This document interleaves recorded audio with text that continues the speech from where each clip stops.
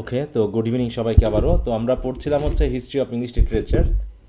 আমরা গত ক্লাস পর্যন্ত ওল্ড ইংলিশ পিরিয়ডের হিস্ট্রিক্যাল ব্যাকগ্রাউন্ড সহ আমরা বিওলফের যে স্টোরিটা সেটা পড়েছি, তাই না? আর তোমাদের একটা শিট দেওয়া ছিল, সেই শিট অনুসারে তোমাদের একটু পড়তে বলেছিলাম বিওলফের স্টোরিটা ব্রিফলি। তো সবাই কি পড়েছো? কী অবস্থা বলো? হ্যাঁ স্যার পড়ছি। জি স্যার। আচ্ছা, তো যদি কারো কোনো প্রবলেম থেকে থাকে একটু বলতে পারো, কারো কোনো সমস্যা আছে কি না এগুলো নিয়ে।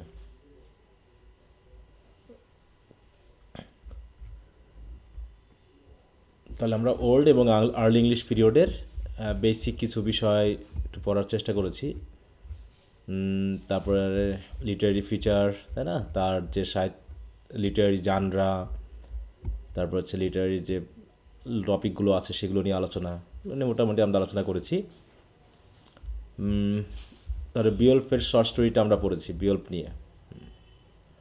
এখন বিওলফের অধীনে আমরা একটু দেখার চেষ্টা করব যে অ্যাংলো স্যাক্সন পিরিয়ডের মানুষের জীবনধারা কেমন ছিল, এই জিনিসটা। আর হচ্ছে উইলিয়াম জে লং থেকে আমরা তো মোটামুটি দুই একটা মানে এখানে যে আমরা শিটে যে নামগুলো পেয়েছি তাছাড়াও আরও দুই একটা নাম মনে পেয়েছিলাম বাড়তি, তাই না, উইলিয়াম জে লংয়ের জি বইটাতে। হুম। তো সেখান থেকে তোমরা একটু ওই নামগুলো একটু মনে রাখবা, তাহলে ওল্ড ইংলিশ পিরিয়ডটা কিন্তু হয়ে যাবে। তারপরে আমরা মিডল ইংলিশ পিরিয়ডে যাব, কারণ ওল্ড ইংলিশ পিরিয়ডের লাস্ট যে ঘটনাটা ঘটেছিল সেটা হলো ব্যাটল অফ হাস্টিং, তাই তো, জি স্যার। যেটা নরমান কনকোয়েস্ট বলা হয়ে থাকে, সেটার মাধ্যম দিয়েই মোটামুটি আমরা দেখব। আজ তাহলে সোশ্যাল লাইফটা কেমন এটা আমরা একটু পড়ি। দেখো, social life of the Anglo Saxon people as reflected in Beowulf. আচ্ছা, আমরা একটু কোশ্চেন কেমন আসে সেটা একটু আগে দেখে নিই, তাহলে তোমরা একটু বুঝতে পারবা। গত যারা পরীক্ষা দিল তাদের যে কোশ্চেনগুলো দেওয়া আছে আমরা একটু যদি দেখে নিই। যারা এবার থার্ড ইয়ারে,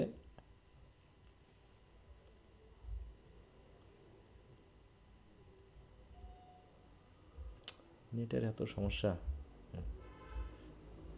আচ্ছা দেখো, ওল্ড ইংলিশ পিরিয়ড, হ্যাঁ,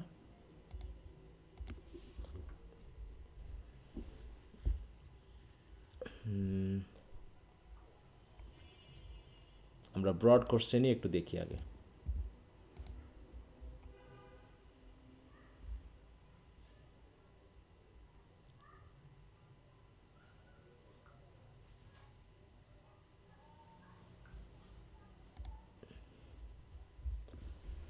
এই যে সবাই কি দেখতে পাচ্ছ?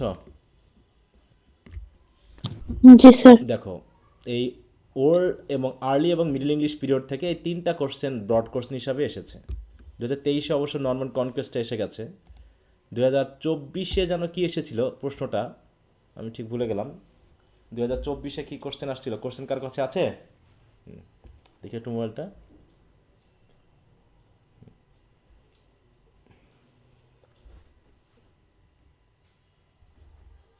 দাঁড়াও, আমি তোমাদের সাথে একটু শেয়ার করি প্রশ্ন এবার কী কী আসলে একটু দেখে নিই এখান থেকে।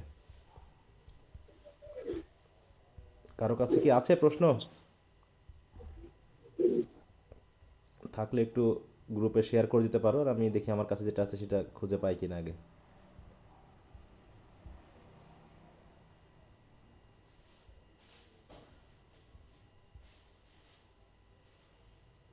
স্যার কোয়েশ্চেন আছে। আচ্ছা, তাহলে একটু গ্রুপে দিয়ে দাও দেখি।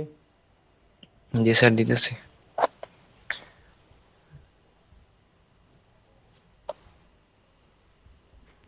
আমার কাছে ছিল ছিল সেটা যে কোথায়, যত ড্রামা।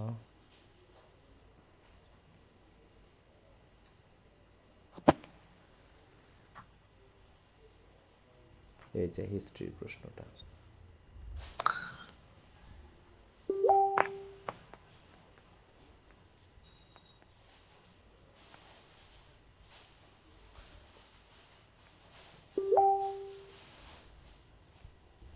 স্যার গ্রুপে দিছি।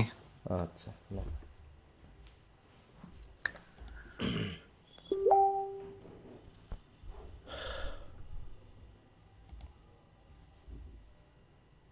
আচ্ছা, তো ঠিক আছে, আমিও এখানে একটু শেয়ার করেছি, এখান থেকেই নিই। ওকে,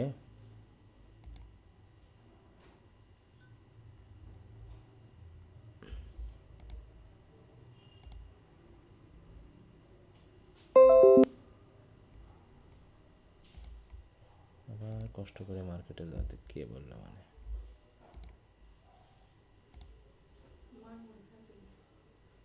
তো মন খারাপ তো হবেই।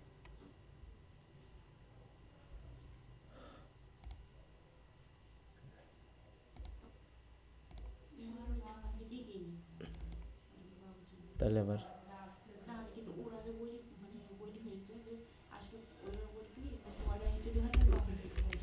আচ্ছা, বাদ দাও। এখান থেকে কোশ্চেন এবার আসেনি, তাই না? আচ্ছা, এবার আসেনি মানে তোমাদের ব্যাপারে এবার আসার সম্ভাবনা আছে, কারণ দেখো এখানে চসার এসেছে, রেস্টোরেশন, শেক্সপিয়ার ইত্যাদি ইত্যাদি, লিরিক্যাল ব্যালান্স এগুলো। এবার আসার সম্ভাবনাটা কম ছিল, সেটা আগেও বলেছিলাম, যেহেতু 2023-এ এসেছিল, 2024-এ আসার সম্ভাবনা কম। তবে এখানে দেখো মোটামুটি দুটা কোশ্চেন এসেছে, হু আর কল্ড নরমানস, আর একটা জন উইক্লিফ। হ্যাঁ, এই দুটা কোশ্চেন কিন্তু এখান থেকে এসেছে। শর্ট কোশ্চেন দেখো তো কি এসেছে, write a note on the Anglo Saxon chronicle. গতদিন বললাম না এটা, যে 2-3টা কোশ্চেন আছে, ওগুলো জি ঘুরে ফিরে স্যার। আসে। এই যে দেখো, write a note on the Anglo Saxon chronicle এসে গেছে। তার মানে এবার তোমার বিওল্ফ নিয়ে কোশ্চেনটা আসে ঘুরে ফিরে। হ্যাঁ, বিওল্ফ আসে না অ্যাংলো স্যাক্সন ক্রনিকল আসে, এই দুটা থেকেই ঘুরে ফিরে শর্ট কোশ্চেন আসে।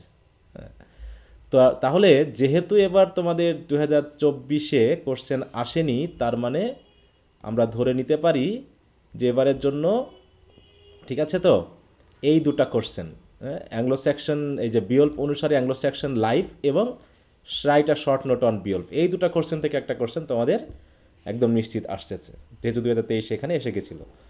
আচ্ছা, তো ঠিক আছে, আমরা তাহলে একটু পড়ে নিই এই কোশ্চেনটা, যেহেতু এবার তোমাদের জন্য বেশ গুরুত্বপূর্ণ।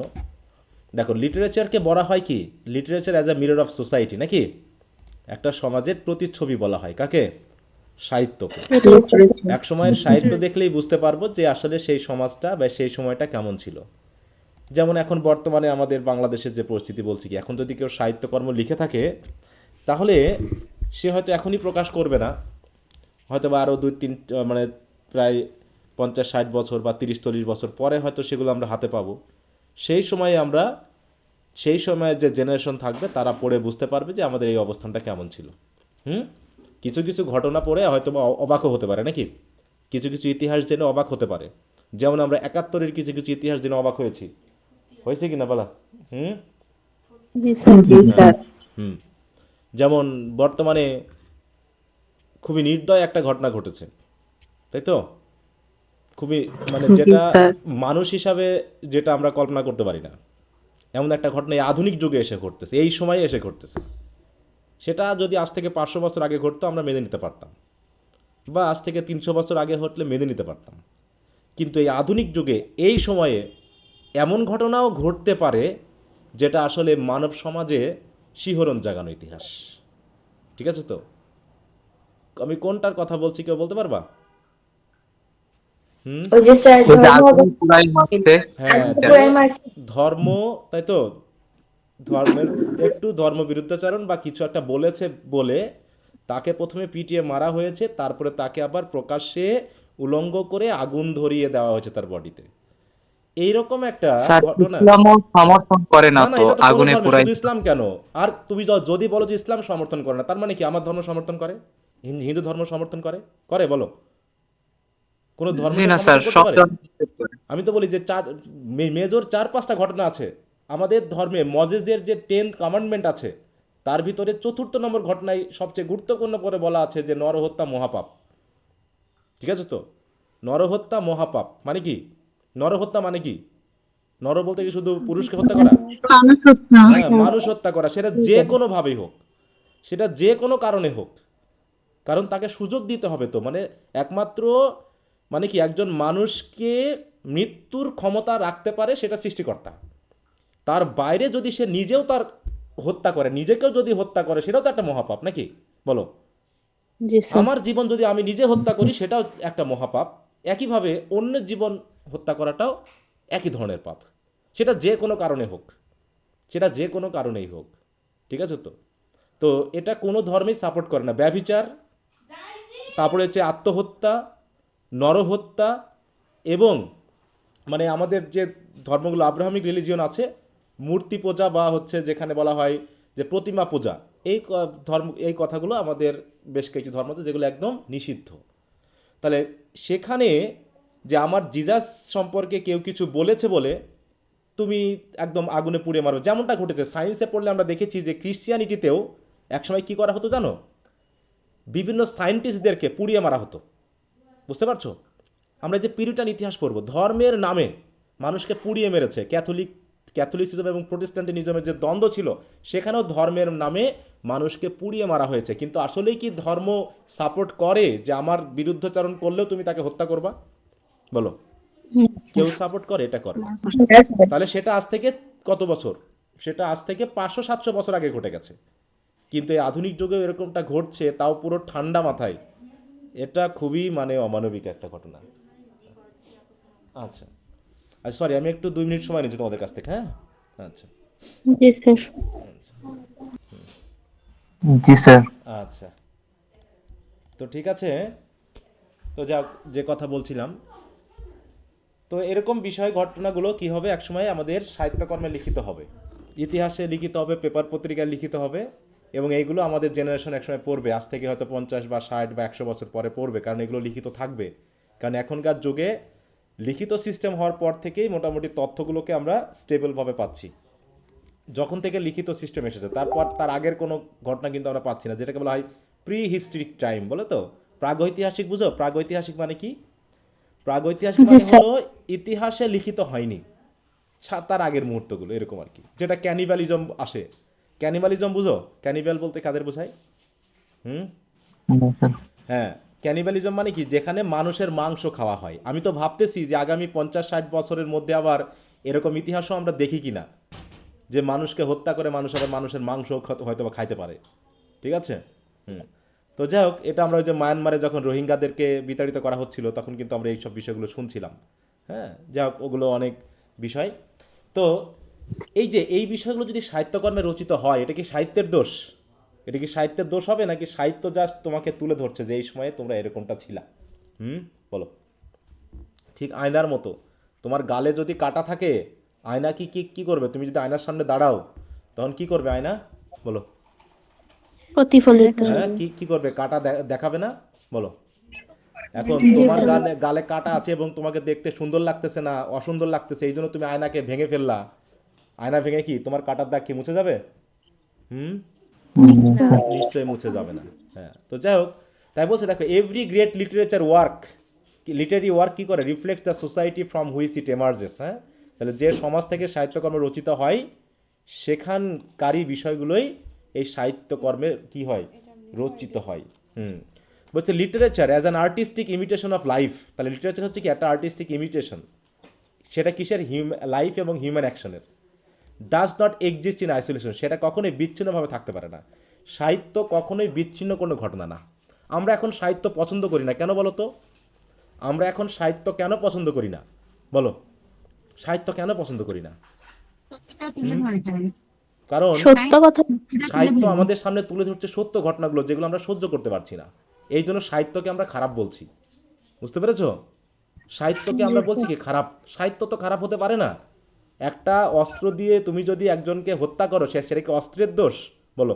হুম, আমি মনে করো আমার হাতে একটা কলম আছে, এই কলমটা দিয়ে একজন বন্ধুকে আমি কানা করে দিলাম, তাহলে এটা এর এই কলমের দোষ? হ্যাঁ, আজ থেকে কি কলম ব্যান করে দিবা, যে কলম ব্যবহার নিষিদ্ধ? হুম, স্যার। হ্যাঁ। তা বলছে কি, এখনকার মানুষজন বলে সাহিত্য বাজে জিনিস, সাহিত্য মানুষকে খারাপ জিনিস শেখায়। ঠিক আছে? তো সাহিত্য মানুষকে প্রেম শেখাচ্ছে, পরকীয়া শেখাচ্ছে, চুরি ডাকাতি করতে শেখাচ্ছে, এরকম কিছু? হুম, বলো। না হ্যাঁ, কিন্তু এগুলোই তো আমরা শুনছি, এগুলোই তো আমরা দেখছি, এইগুলো তুলে ধরছে। যে সময়ের সাহিত্যকর্ম পড়ছি সেই সময়ের অবস্থা কিন্তু এখানে তুলে ধরা হয়েছে। যেমন আমরা বিয়ল্পে পড়লাম, তাই না? যে বিয়ল্পে কি আছে? লয়্যালটি আছে, লর্ডের প্রতি লয়্যালটি, হ্যাঁ, নেতার প্রতি বিশ্বস্ততা। কিন্তু বর্তমান সমাজে কি আমরা নেতার প্রতি বিশ্বস্ততা দেখতে পাই খুব একটা? বলো। না স্যার। আমরা কিন্তু পাই না। বরং এখনকার মানুষের মধ্যে নীতি নৈতিকতার অবস্থানটা অনেকখানি কমে গেছে, যেটা হয়তো বা আজ থেকে 100 বছর আগে ছিল। তারা হয়তো বা দেবদেবীতে বিশ্বাস করত, তারা হয়তো প্যাগানিজমে বিশ্বাস করত, করলেও তারা সেই বিশ্বাসটাকে স্ট্রংলি করত। কিন্তু এখন আমরা ঐশ্বরিক ধর্মে বিশ্বাস করেও, মানে ধর্ম সম্পর্কে জেনেও আমরা বিশ্বাস করি বলে আমাদের কাছে মনে হয় না। তাহলে এই যে যে ঘটনাটা ঘটে গেল, এটা হচ্ছে কি একটা ব্যক্তিগত আক্রোশ।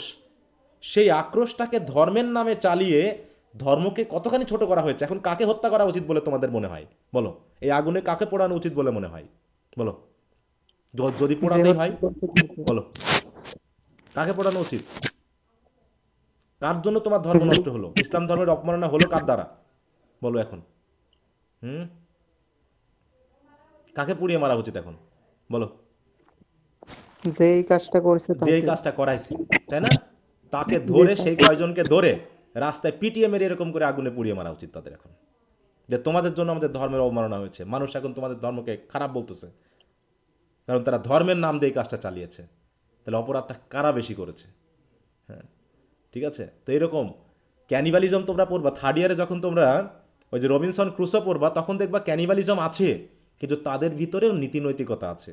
যে ক্যানিবালিজম ছিল একটা সিস্টেম, বিরোধীদেরকে হত্যা করা, বিরোধীদেরকে ইয়া করা একটা সিস্টেম ছিল। সেই সিস্টেমে তারা ইয়া করতো, কিন্তু তাদের ভিতরেও মানবিকতা ছিল। কিন্তু এই আধুনিক যুগে ধর্ম জেনেও মানুষের মধ্যে মানবিকতার অবস্থানটা খুবই কমে গেছে, যেটার বাস্তব প্রতিফলন আমরা পাচ্ছি। একই সাথে আমাদের বর্তমানে 3-4টা ঘটনা ঘটেছে, যে 3-4টা ঘটনা আমাদের 3-4টা বিষয়কে রেফার করে।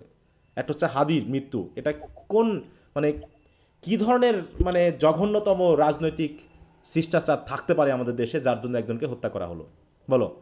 আবার এই যে একটা মেডিকেলে একটা স্টুডেন্ট চান্স পায়নি বলে সে কি আত্মহত্যা করেছে না, শুনলাম কিছুদিন আগে।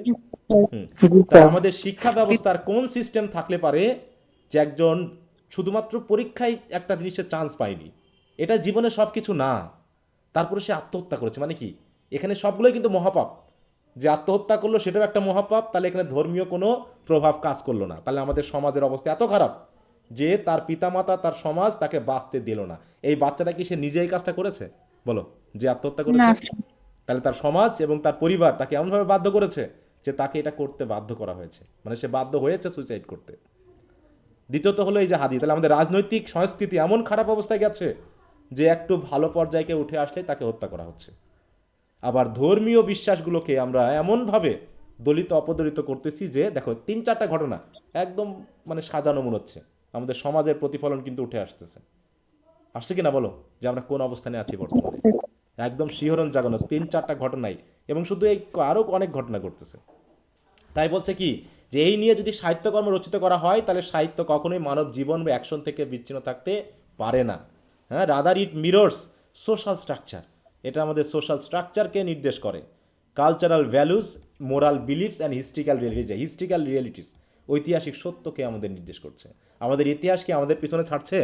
আমাদের এই খারাপ ইতিহাস বলো, সেই যে না কি বলবো, কি সেই ব্রিটিশ আমল থেকে শুরু হয়েছে, ঠিক আছে? তো সেই ব্রিটিশ আমল থেকে শুরু হয়েছে, বা তারও আগে থেকে, শুধু ব্রিটিশ আমল পর্যন্ত আমরা তো ভাবি, সেই সেন, তাই তো, তারপর হচ্ছে আমাদের যে সকল পাল বংশ আছে, বাঙালিরা, তাই তো, ভারতীয় উপমহাদেশের মানুষরা, সেই যে নিধন শুরু হয়েছে, অত্যাচার শুরু হয়েছে, সেগুলো এখনও আমরা চলতেছি।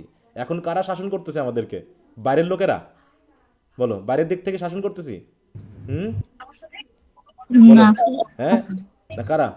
এরা কারা যারা আমাদেরকে শাসন করতেছে, আমাদেরকে ইয়া করতেছে এখন বর্তমানে? হুম, আমেরিকা, এরা নিজেদেরই। ইংল্যান্ড, ইন্ডিয়া, মায়ানমার, না, নেপাল, ভুটান, না আমরা আমাদেরকেই ইয়া করতেছি? কোনটা বলো?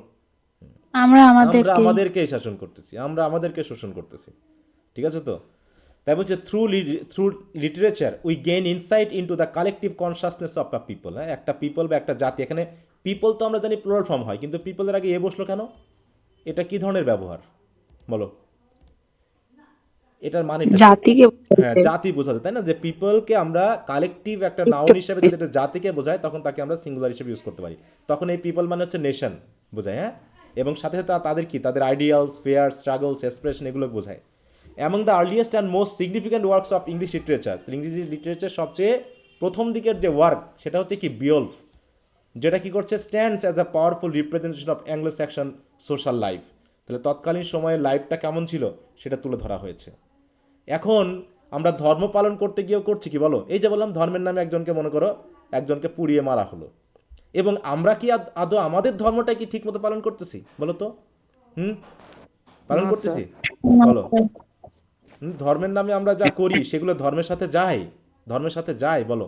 ধর্মটা একটা অন্য জিনিস, এটা মানে এর সাথে তুমি ব্যাপারটা এরকম ধরো যে তেল এবং জল, তাই তো, এই দুটো যেমন মিলে না, তখন তুমি যদি ধর্মকে তোমার অপকর্মের সাথে মিলিয়ে পালন করা শুরু করো, তাহলে সেটা ধর্ম থাকে না, সেটা একটা বিনোদন বা বিশৃঙ্খলার অংশ হয়ে যায়। বুঝতে পারছো? হুম। যেমন আমরা হিন্দু ধর্ম বলি বা ক্রিশ্চিয়ানিটি বলি বা আমাদের ইসলাম বলি, আমরা এখন পালন করি কিভাবে বলো তো? এই যে কিছুদিন আগে দেখলাম যে ঈদের দিন ট্রাকে করে বিশাল বিশাল বক্স বাজাচ্ছে আর মাতলামি করতে করতে আনন্দ করতেছে, দেখা যায়নি এরকম? বলো। জি এটা স্যার। নাকি জি ধর্মের স্যার। আনন্দ? এটা কি গেল এর সাথে যায়? বলো। হুম। বা না হচ্ছে স্যার। এই যে হিন্দু ধর্মের ক্ষেত্রে বলো বা আমাদের ক্রিশ্চিয়ান রিলিজিয়নের কথা বলে, এই যে 25 ডিসেম্বর আসতেছে বা এগুলো আসতেছে, কি দেখবা ফেসবুকে? দেখবা, হ্যাঁ, ফেসবুকে দেখবা কি সব মানে কি বলবো, মাতলামি করে নাচা গানা করে তারা ধর্ম পালন করতেছে। এটা কি ধর্মকে রিপ্রেজেন্ট করে বলো? এগুলো তো 16ই ডিসেম্বর বা হচ্ছে বিজয় দিবস বা এইগুলোতে মানে ধর্ম তো আলাদা জিনিস একটা, এটার সাথে তো এগুলো মেলানো যায় না। এটা আবার কি ধরনের আনন্দ? এবং এটা কোন ধর্মের মানে বলে? হ্যাঁ, কোন ধর্মে আছে এটা যে মাতলামি করে আমার ধর্মের উৎসব পালন করতে হবে বলো? এবং এটাকে একটা কালেকটিভ সিন বলা হয়, বুঝতে পেরেছো? যখন একটা চার্চ বা মন্দির বা মসজিদের অধীনে ধর্মের নামে সবাই একই জিনিস করতেছে এবং সবাই সাপোর্ট করতেছে, তখন পাপটা কিন্তু একজন করছে না, এটাকে বলা হয় ম্যাস সিন বলা হয়। আমরা কিন্তু বর্তমানে এরকম কালেকটিভ সিনের মধ্যে জড়িয়ে আছি, বুঝতে পেরেছো? এবং এটা অনেকটা রাজনৈতিক বিষয়ের সাথে অ্যাড হয়ে গেছে, রাজনৈতিক সাপোর্টিংয়ে এই জিনিসগুলো হয়। হ্যাঁ। তো এই যে তুমি একটা জিনিস ভাবো যে আমরা যখন ইডিপাস রেস্ট পড়েছিলাম, তাদের ধর্মীয় বিশ্বাসটা কেমন ছিল বলো? তারা কি আসলে ধর্মে বিশ্বাস করতো? তারা যে ধর্মেই ফলো করতো না কত, করতো কি না?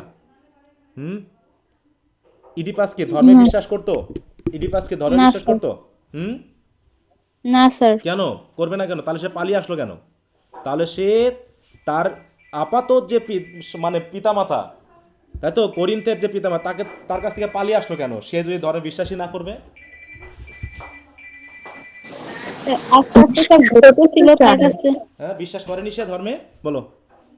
হ্যাঁ স্যার, ও তো ওরাকলের ওই হ্যাঁ, সেগুলো বিশ্বাস বিশ্বাস করতো। করেছে বলেই তো সে পালিয়ে আসছে। তা যদি সে বিশ্বাসই না করতো তাহলে পালিয়ে আসতো? বললো ওই ওগুলো তো আমি বিশ্বাসই করি না, এগুলোতে আমার কোনো বিশ্বাস নাই। এমনকি তোমার যে ইডিপাসের পিতা মাতা, ওরা কি বিশ্বাস করেনি বলো? হ্যাঁ, ওনারাও তো স্যার বিশ্বাস করতো। হ্যাঁ, বিশ্বাস নাইলে তো করেছে বলে তো তাকে ইতিহাসকে তার ফেলে নিজস্ব দিত না। সন্তানকে না, সন্তানকে পর্যন্ত পায়ে ব্রেক মেরে ইয়াতে ফিরে আসছে। তাহলে কি এটা বিশ্বাস করেনি তারা? অবশ্যই করেছে বলেই তো এই ঘটনাটা ঘটছে। সরি, আমি আর একটু সময় নিই। আচ্ছা, সবাই শুনতে পাচ্ছ আমাকে? জি স্যার। আচ্ছা। জি স্যার। তাই বলছে দেখো যে ওই যে বললাম যেটা, যে বিশ্বাস তো করেছে, ধর্মীয় বিশ্বাস মানুষের ভিতরে আছে, মানুষ ধর্মকে বিশ্বাস করে, কিন্তু এই বিশ্বাসের শক্তিটা কেমন, সেটা হলো সবচেয়ে বড় বিষয়। কিন্তু আগের যুগে ধর্মীয় উৎসবগুলোকে পালন করা হতো, আর এখনকার আমরাও পালন করছি, কিন্তু এখনকার বিষয়গুলো কেমন যেন একটু অন্যরকম হয়ে গেছে। হ্যাঁ, একটু অন্যরকম হয়ে গেছে, সিরিয়াসনেসটা নেই আমাদের ধর্মের প্রতি, সিরিয়াসনেসটা খুবই কম এখানে। মানে কি বলবো, ব্যাপারটা বেশি আছে, বেশি ওই যে উৎসব বা লোক দেখানো ব্যাপারগুলো একটু বেশি আছে। আমাদের নীতি নৈতিকতার যে মানে ধর্মের সাথে মোরাল ভ্যালুগুলো, এই ভ্যালুসগুলো নাই। হ্যাঁ। তো যাই হোক, তাই বলছে বিওলফটা এরকমই অ্যাংলো স্যাকশন সোশ্যাল লাইফকে রিপ্রেজেন্ট করছে এবং পাওয়ারফুলি রিপ্রেজেন্ট করছে। As the finest survival example of Old English heroic poetry, Beowulf vividly portrays the warrior culture। হ্যাঁ, দেখো এখানে কয়েকটা জিনিস খেয়াল করো, তারা ওয়ারিয়র কালচার কিন্তু, কারণ সেই সময়ে মানুষ যুদ্ধ করে বাঁচত। এখন কি আমরা কি যুদ্ধ করে বাঁচি বলো? আমাদের কি কোনো যুদ্ধ করতে হয় এখন? হুম। না না হ্যাঁ। স্যার। অবশ্য আমাদের যে ইতিহাসগুলো আমরা পড়ে থাকি, যে সাহিত্যকর্মগুলো পড়ি, 71 বা 71 পরবর্তী যে সাহিত্যকর্ম, সেখানে আমরা কিন্তু যুদ্ধের কাহিনী দেখছি, তাই না? কিন্তু বর্তমানে যে সাহিত্যকর্মগুলো রচিত হয়, এগুলো আমরা যুদ্ধ দেখি না। এখানে আমরা কি দেখি জানো তো? এখন আমরা যে সাহিত্যকর্মগুলো পাবো, সেখানে যেগুলো পাবো সেগুলো হলো কি বলো? প্রথমে কি, এখন সিনেমা নাটকগুলো এমন জিনিসই আসতেছে, সিনেমাতে বিশেষ করে ছোট ছোট নাটকগুলো আসে না, রিলেশনশিপ, প্রথমে কি সিঙ্গেল নাকি, সিঙ্গেলের পর কি ইন আ রিলেশনশিপ, তারপরে কি ব্রেকআপ, তাই তো, তারপরে কি ডিপ্রেশন, তারপরে কি আবার ইন রিলেশনশিপ, তারপরে সিঙ্গেল, এই তো মিঙ্গেল ইত্যাদি। এই যে এই কথাবার্তাগুলো কি খুবই স্বাভাবিক কিছু? বলো। হুম। না স্যার। না এগুলো কিন্তু স্যার। স্বাভাবিকভাবে নিলে স্বাভাবিক কিছু না, এগুলো লাইফকে কতখানি প্রভাবিত করে সেটা মানুষ পরবর্তীতে বুঝতে পারে, যে আমার কি করার কথা ছিল আর কি করছি। বুঝতে পেরেছো? হুম। এমনও তোমাদের স্টুডেন্টদের মধ্যে এমন কোনো বিষয় আছে, এরকম ঘটনাও আছে যে দেখা যাচ্ছে আহ, একটা মেয়ে এরকম আমাকে একদিন মেসেজ দিয়েছে আমাদের স্টুডেন্টদের মধ্যেই। মেয়েটা এরকম যে এইচএসসিতে থাকা অবস্থায় সে কী করতো, এক ছেলেকে পছন্দ করতো। বুঝতে পেরেছো? এবং সে তার বাবা মার কাছ থেকে টাকা পয়সা নিয়ে সে ছেলেটাকে দিত, এবং ছেলেটা মানে পড়াশোনায় ভালো ছিল, তাকে তার ভার্সিটি থেকে শুরু করে মেডিকেলে পড়াশোনার জন্য যথেষ্ট সাহায্য ওই মেয়েটা তার বাবা মার কাছ থেকে নিয়ে এসে করেছে। কিন্তু সেই ছেলেটা যখন মেডিকেলে যখন চান্স পেয়ে গেছে, তখন নাকি সেই মেয়েটাকে আর পাত্তা দিচ্ছে না। বুঝতে পারছো? জি স্যার। হ্যাঁ, এটা আমাকে সে বলেছে আর কি এরকম। তা আমি বললাম এই ঘটনাটা খুবই স্বাভাবিক একটা ঘটনা, এটা অস্বাভাবিক কোনো ঘটনা না, এটা খুবই স্বাভাবিক ঘটনা, এবং এগুলো আমরা অনেক দেখেছি এর আগেও, এখনও দেখছি। তা তোমরা কি এগুলো বুঝো না? এগুলো তো মাতলামি, এগুলো তো পাগলামি, পাগলামি না বলো? হুম। তুমি কিভাবে ভাবো জি স্যার। যে একজন ছেলে বা একটা মেয়ে যখন তোমার থেকে যে শিক্ষা দীক্ষায় বড় হয়ে যাবে, সে তোমাকে পরবর্তীতে গ্রহণ করে, তুমি এটা মানলা কেমন করে? কিভাবে তুমি এগুলো মানতে পারো বলো? এটা কি সম্ভব যে তুমি পড়াশোনা করলা না, তুমি ফেল করে গেলা, তুমি এইচএসসি পাস করতে পারলা না, আর একটা ছেলে যাকে তুমি হেল্প করতে সে মেডিকেলে চান্স পাইছে, সে তোমাকে গ্রহণ করবে, সে সংসার করবে তোমার সাথে, তুমি এটা কীভাবে ভাবলা বলো? এটা কি ভাবনার মধ্যে মধ্যে যায়? হ্যাঁ, বলো। না স্যার। তাহলে এ তো তুমি বোকামি করছো, ওই ছেলের দোষ আমি দিচ্ছি না, দিচ্ছি তো তোমার। তোমাকে আর এই পাগলামি করতে বলেছে কে? এই বিশ্বাস এখনকার যুগের মানুষ কে করে? তো ব্যাপারটা ঠিক এরকম, মানে বোধবিদ নাই, এই যে এইগুলোই তোমার সাহিত্যকর্মের উচিত হবে, এগুলোই আসবে যে একটা মানুষের জীবনে কতখানি প্রভাব ফেলছে। এই হয়তো মেয়েটা আত্মহত্যা করতে পারতো, এই মেয়েটার জীবনটা একটা ক্ষতির শিকার হতে পারতো, তাই না? বা মেয়েটা পাগলও হয়ে যেত, এরকম আছে না যে প্রেমের ছাকা খেয়ে পাগল হয়ে যাচ্ছে পুরো, আছে না এরকম ঘটনা? হ্যাঁ, এরকম অনেক ঘটনা আছে।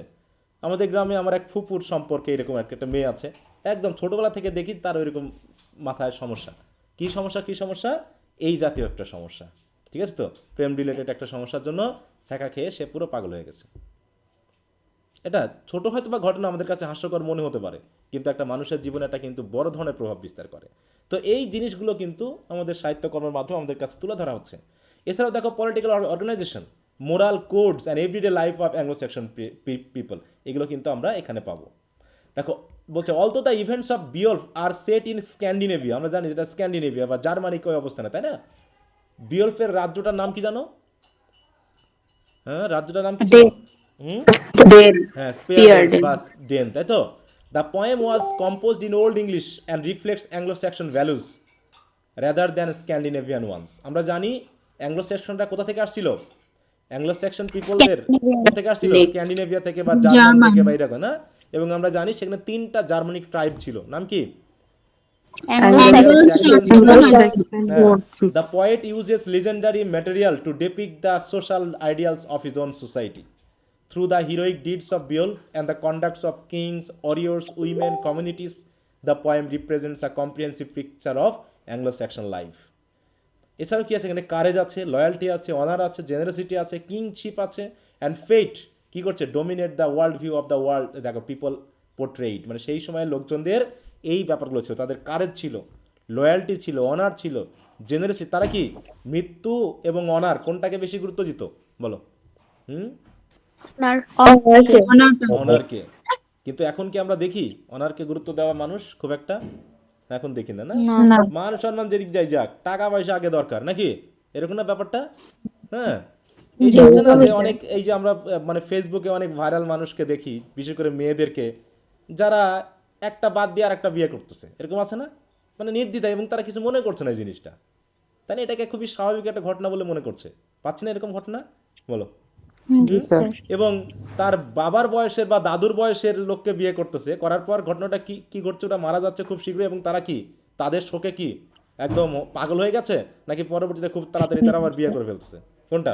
আবার বিয়ে করে আবার ফেলছে বিয়ে করে স্যার। ফেলতেছে, আরে কিচ্ছু মনে করছে না।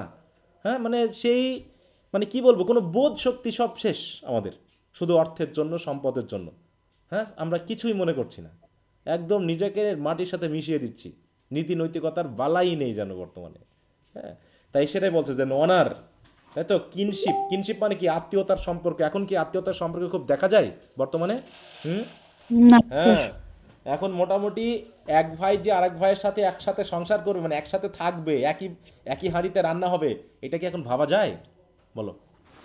না হুম? স্যার, এবং এখন কি বৃদ্ধাশ্রমের পরিমাণ কি বাড়তেছে না কমতেছে দিন দিন? বাড়ছে। দিন দিন বাড়তেছে। হ্যাঁ, মানুষ কি অশিক্ষিত বেশি হচ্ছে না শিক্ষিত বেশি হচ্ছে বলো? শিক্ষিত বেশি হচ্ছে। হ্যাঁ, শিক্ষিত বেশি হচ্ছে যে, এবং আমরা নীতি নৈতিকতা বেশি শিখছি, সাথে সাথে আমাদের বৃদ্ধাশ্রমের পরিমাণও বেড়ে যাচ্ছে। তাহলে কি নীতি নৈতিকতা আমরা শিখছি গো, যেখানে বৃদ্ধাশ্রমের পরিমাণ বাড়াতে হচ্ছে? বলো, কোনো লাভ আছে এই শিক্ষা দিয়ে? বলো, যে শিক্ষা দিয়ে একটু ভার্সিটিতে চান্স না পাইলে, A+ না পাইলে, মেডিকেলে চান্স না পাইলে সুইসাইড করতে হয়, বলো, সেগুলোর কি দরকার আছে? তাহলে কি পিতামাতা সেই সন্তানকে কি বোঝালো যে সেই সন্তান একটা A+ পায়নি বলে তাকে সুইসাইড করতে হচ্ছে, অথচ একজন মানুষ একটা সন্তান নেওয়ার জন্য হাহাকার করতেছে? তাহলে কি সন্তানকে আমি নিয়েছি শুধু আমার জনগণকে বোঝানোর জন্য যে আমার সন্তান A+ পাবে এবং তাতে আমার মান বেড়ে যাবে? তো এই জিনিসগুলো মানে যখন আমরা কম্পেয়ার করবো আমাদের সমাজ, আমাদের ব্যাপারটাকে, আমরা কিন্তু এগুলোকে মানে লজ্জা পেতে হবে আমাদেরকে। একটা গান আছে না, ওই যে মানুষ মানুষের জন্য, একটা গান আছে তো নাকি? হ্যাঁ, জি জি গানের স্যার। সাথে স্যার। একটা কথা বারবার আসছে, লজ্জা কি তুমি পাবে না? হ্যাঁ, তো আমরা কি এখন লজ্জা পাচ্ছি না মানুষ হিসাবে? বলো, আমরা তো এখন লজ্জা পাচ্ছি, জি। কিছু তো বলার নেই। আমি নিজেও ভাবছি যে এই বর্তমান সময়ে আমার দেশের জন্য আসলে আমার কি দায়িত্ব আছে, আমি কি করতে পারি আমার দেশের জন্য, কি করার আছে বলো? তোমার কি করার আছে? কি করতে পারো দেশের জন্য? কিছু করার আছে আদৌ? কিছু করতে পারবো আমরা? হ্যাঁ, না স্যার। কিছুই করার নেই। মানে আমরা, মানে কি বলবো, কিচ্ছু করার নেই। রাস্তায় নেমেও কাজ হবে না, কারণ এটা সর্বোচ্চ 1 বছর, 2 বছর, আবার যা আগের মতো হওয়ার তাই হয়ে যাবে। কোনো সমাধান নেই। এই যে জুলাইয়ে কত মানুষ মারা গেল, কত হত্যার শিকার হলো, কি কোনো পরিবর্তন আমরা পেয়েছি? পাচ্ছি বলো? কোনো পরিবর্তন এসেছে? হ্যাঁ, কারণ এখানে তো শুধু রাজনীতিবিদদের দোষ না, এ তো পুরো কমন পিপলদের দোষ। আমরা তো এটা ম্যাস সিনের মধ্যে আছি ভাই। আমরা যত রক্ত ঝরাচ্ছি, রক্তের দাম আমাদেরকে তত দিতেই হবে। এই রক্তের দাম না দিয়ে আমাদের দেশের কিন্তু শান্তি হবে না, বুঝতে পারছো? প্রত্যেকটা রক্তের দাম কিন্তু দিতে হবে আমাদের। এক ফোঁটা রক্তের দাম আমাদের, সে 71 থেকে শুরু করে সব প্রত্যেকটা রক্তের দাম আমাদেরকে দিতে হবে। এত সোজা না। হ্যাঁ, বুঝতে পারছো? আমরা অনেক কিছুকে গর্ব মনে করলেও অনেক ক্ষেত্রে গর্বের থেকে আমাদের দায়বদ্ধতাটা আরও বেশি নির্দেশ করে। যাই হোক, তারপর হচ্ছে thus Beowulf serve as both literary piece and a historical document offering invaluable insight into Anglo Saxon life. তাহলে আমাদের বাঙালি লাইফকে যেমনভাবে তুলে ধরবে, আমাদের সাহিত্যকর্ম অ্যাংলো সেকশন পিপলদেরকেও আমরা দেখে নিই। প্রথমেটা কি হচ্ছে দেখো, Anglo sections origin and cultural development. তাহলে অ্যাংলো সেকশন এই কথাটা কোথা থেকে আসলো? অ্যাংলো ইন্ডিয়ান বলতে আমরা কাদেরকে বুঝি? অ্যাংলো ইন্ডিয়ান বলো, অ্যাংলো দিয়ে আসলে কাদেরকে বোঝায়? ইংল্যান্ড। অ্যাংলো বলতে আমরা ইংল্যান্ডকে বুঝি, তাই না? আর ইন্ডিয়া বলতে আমরা ইন্ডিয়ান পিপলকে বুঝি। তাহলে এমন একজন মানুষ যার কোনো পিতা বা মাতা কেউ একজন ব্রিটিশ ছিলেন আর একজন হচ্ছে ইন্ডিয়ান ছিলেন, তাদের যে সন্তান হবে তাকে আমরা বলবো কি বলো? Anglo Indian. Anglo Bangla Indian. হ্যাঁ, ইন্ডিয়ান। তাহলে ঠিক এরকমভাবে এসেছে অ্যাংলো সেকশন। আসলে অ্যাংলো সেকশন করতে গেলে অ্যাঙ্গেল থেকে দেখো, অ্যাঙ্গেলস, এই অ্যাঙ্গেলস আমরা যদি একটু ইয়া থেকে দেখি, উইলিয়াম জেলং এর থেকে, যে অ্যাঙ্গেল শব্দটা আসলো কোথা থেকে। অ্যাঙ্গেল মানে কি? অ্যাঙ্গেল মানে বুঝি আমরা অ্যাংলিং, বুঝি অ্যাংলিং? অ্যাংলিয়া একটা দেশ আছে। না না, অ্যাংলিং মানে বুঝি আমরা, অ্যাংলিং বলতে কি বোঝায়? অনেকে হবি দেয় অ্যাংলিং, অ্যাংলিং ইজ মাই হবি। অ্যাংলিংটা আসলে কি বোঝো? অ্যাংলিং জানা নাই স্যার। জানো না? ও আচ্ছা, অ্যাংলিংটা হচ্ছে মাছ ধরা, ঠিক আছে? অ্যাঙ্গেল মানে বড়শিকে বোঝায়। অ্যাঙ্গেল মানে কি বলো? বসছি বড়শি, বুঝো বড়শি? হ্যাঁ, বলছি। জি হ্যাঁ স্যার। ওই যে বড়শি দিয়ে মাছ ধরে না? হ্যাঁ, তো এই জি স্যার। বড়শিকে বোঝায় অ্যাঙ্গেলস দিয়ে, তাই তো? অ্যাঙ্গেল বলতে আমরা বড়শিকে বুঝি, অ্যাংলিং বলতে আমরা ওই বড়শি দিয়ে মাছ ধরাকে বুঝি। শুধু মাছ ধরা বললে ভুল হবে, বড়শি দিয়ে মাছ ধরাকে বুঝি, ঠিক আছে? দাঁড়াও,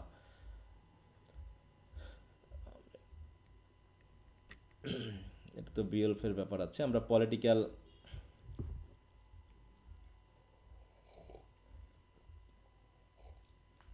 বললাম না আমাদের বইগুলোতে এলোমেলো থাকার কারণে আমাকে বিভিন্ন জায়গা থেকে ঘুরে ফিরে মানে মোটামুটি পড়তে হচ্ছে বা পড়াতে হচ্ছে। হ্যাঁ, পিডিএফ থেকে ইয়া পাওয়া খুব মুশকিল, কি না? এটা তো রাইটিংয়ের নাম। এই যে এখানে যদি আমরা একটু দেখি, হ্যাঁ, এই জায়গা থেকে আমরা একটু পড়ি। দেখো নেমটা কোত্থেকে আসলো, হ্যাঁ, দেখো originally the name Anglo Saxon denotes two of the three Germanic tribes. তাহলে অ্যাংলো স্যাক্সন এসেছে, তিনটা যে জার্মানিক ট্রাইব এসেছিল তাদের ভিতর থেকে দুইজনের নাম এখানে আছে। ট্রাইবগুলোর নাম হলো জুটস, অ্যাঙ্গেলস এবং Saxon, who in the middle of the 5th century left their homes on the shores of the North Sea, ওই যে উত্তর সি, হ্যাঁ, and the Baltic to conquer colonise distant Britain, হ্যাঁ, তাহলে কলোনাইজ করার জন্য, তাহলে তারা নর্থ সি বা উত্তর সাগর পাড়ি দিয়ে তাদের নিজের বাড়ি ত্যাগ করে তারা কোথায় আসলো? ব্রিটেনে আসলো। এবার বলছে দেখো, দেখো angling was the home of one tribe and the name, দেখো name still clings to the spot when some of our forefather sailed on their momentous voyage. তাহলে এটা হচ্ছে একটা তাদের জায়গার নাম, এলাকার নাম। দেখো নাম কি? অ্যাংলিং। মানে বানানটা একটু উচ্চারণটা কেমন জানি হয়ে যায়, হ্যাঁ। দেখো অ্যাঞ্জেলেন বা অ্যাংলেন এরকম একটা আমরা উচ্চারণ করব, যেটাকে বলা হচ্ছে ওয়াজ the home of one tribe, একটা ট্রাইবের বাসা বা মানে কি বলবো দেশের নাম ছিল এইটা। And the name still clings to the spot, এখনও সেটা সেই স্পটটার সাথে সেই নামটা যে মানে এখনও লেগে আছে, হ্যাঁ। When some of our forefather sailed on their momentous voyage. তারপর দেখো দ্য ওল্ড সেকশন ওয়ার্ড, দেখো angle or angul means a hook, hook মানে কি? ওই যে বর্ষি। And the English verb angle, এখান থেকে এসেছে English verb angle, is used invariably by Walton or other, দেখো older writers in the sense of fishing. আর অ্যাঙ্গেল কথাটা তারা ফিশিংয়ের সাথে ব্যবহার করে, তার মানে আমরা বলতে পারি we may still think therefore of the first Angles was hookmen. অতএব যারা এই যে অ্যাঙ্গেল যারা এসেছিল, এই যে হ্যাঁ জুট, অ্যাঙ্গেলস, সেকশন, তাদের ভিতরে অ্যাঙ্গেলদের পেশা কি ছিল তাহলে বলো? হুকম্যান, তাই তো, মাছ মানে বড়শি দিয়ে মাছ ধরা মানুষ ছিল। Possibly because of their fishing, more probably because the shore where they lived, কারণ তারা যেখানে বসবাস করতো হয়তো সমুদ্র শোর ছিল এবং তাদের জীবিকা হয়তো এই মাছ ধরে চালাতো। At the foot of the peninsula of Jutland, ওই যে জুট থেকে আসছে Jutland, was bent in the shape of fishhook, হয়তোবা সেই এলাকাটাও আবার হয়তোবা ওই ফিশুকের মতো দেখতে। তা যেভাবেই হোক নামটা এসেছে।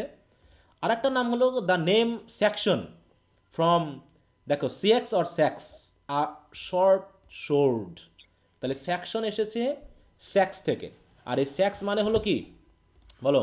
শোর্ড। ছোট একটা তরবারির মতো, মিনস দ্য শোর্ডম্যান। অতএব যারা সেকশন তারা ছিল হচ্ছে শোর্ডম্যান। তাহলে যারা ছিল অ্যাঙ্গেলস তারা ছিল হুকম্যান বা ফিশারম্যান, আর যারা সেকশন তারা হচ্ছে কি শোর্ডম্যান, তাই তো। And from the name we may জাজ something of the temper of the hardy fighter, অতএব তারা ছিল fighter who proceeds the Angles into Britain. যারা প্রিসিডস মানে কি, সরি প্রিসিড মানে কি পূর্বে আসা, অ্যাঙ্গেলসদের আগেই তারা এসেছিল হয়তোবা।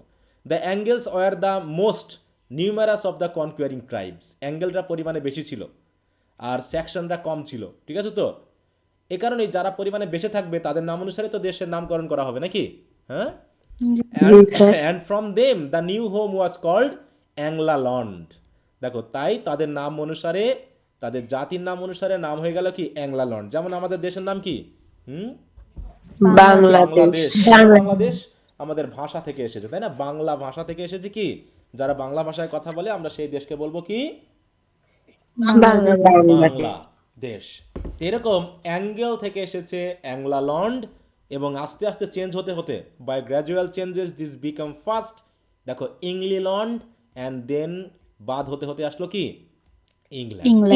তাহলে ইংল্যান্ড এসেছে ওই অ্যাঙ্গেল থেকে, মানে তারা পরিমাণে বেশি ছিল। যদিও তিনটা ট্রাইব এসেছিল, জুটস, অ্যাঙ্গেলস অ্যান্ড সেকশন, কিন্তু সেকশনরা যোদ্ধা, যোদ্ধা তো আর বেশি হয় না। যোদ্ধা কি বেশি হয় নাকি লোয়ার ক্লাস মানুষ বেশি হয়? লোয়ার শ্রেণীর মানুষ বেশি হয়, তাহলে ওই পরিমাণে বেশি তাদের নাম অনুসারে এসেছে। অতএব more than 500 years after the landing of this tribe, অতএব পরবর্তী প্রায় কত আরও 500 বছর পরে এরকম বিবর্তন ঘটে গেছে। And while they them called themselves Englishman, আস্তে আস্তে তারা নিজেদেরকে ইংলিশম্যান বলা শুরু করছে। কারণ কি we find the Latin writers of the Middle Ages speaking of the inhabitants of Britain as Angli Saxon, কারণ তারা এদেরকে অ্যাংলি সেকশন বলতো। That is Saxon of England, তাহলে অ্যাংলি মানে ইংল্যান্ড, সেকশন মানে সেকশন, তাহলে এরা হচ্ছে কি Saxons of England.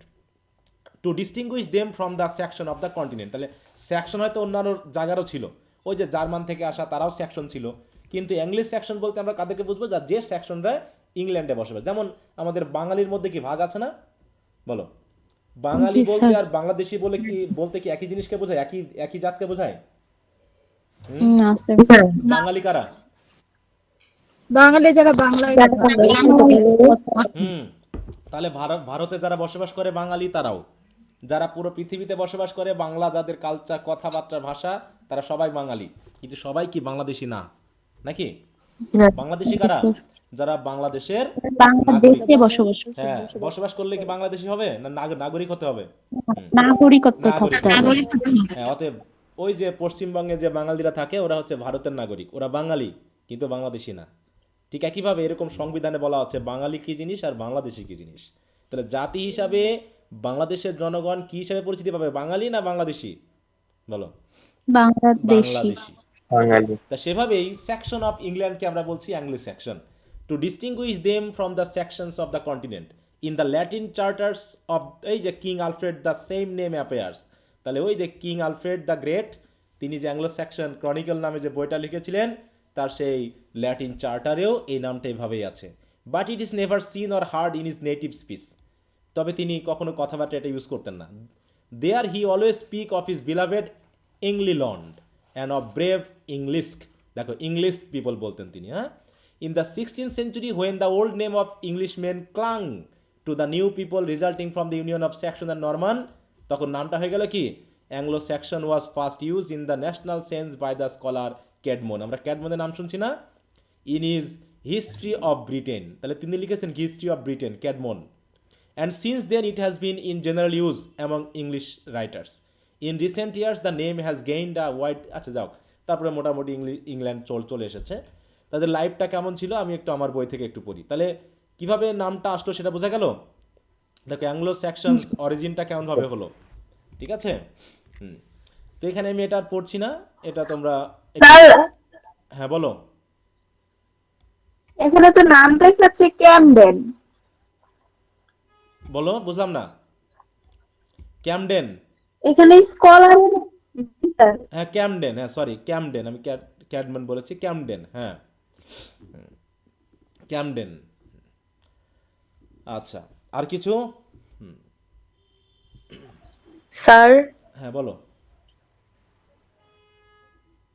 Sir Catman আর ওইখানে এ আর ই একসাথে কেন? কোনটা কোনটা? ক্যাটম্যান আছে না, ওইখানে এ আর ই একসাথে। মানে এই জায়গায় বানানি। এটাতে? না ক্যাডমন বানানোর কথা জিজ্ঞেস কর।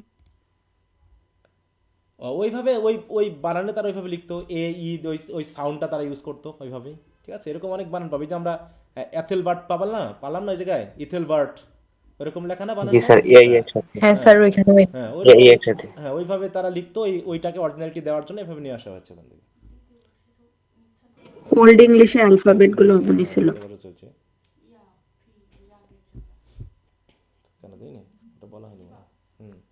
চলুক। আচ্ছা আচ্ছা, তাহলে এখানে আমরা যেটা দেখছি, তাহলে এখানে যেটা বলা হচ্ছে, দেখো আমরা নামের অংশটা পেলাম যে কীভাবে নামটা এসেছে।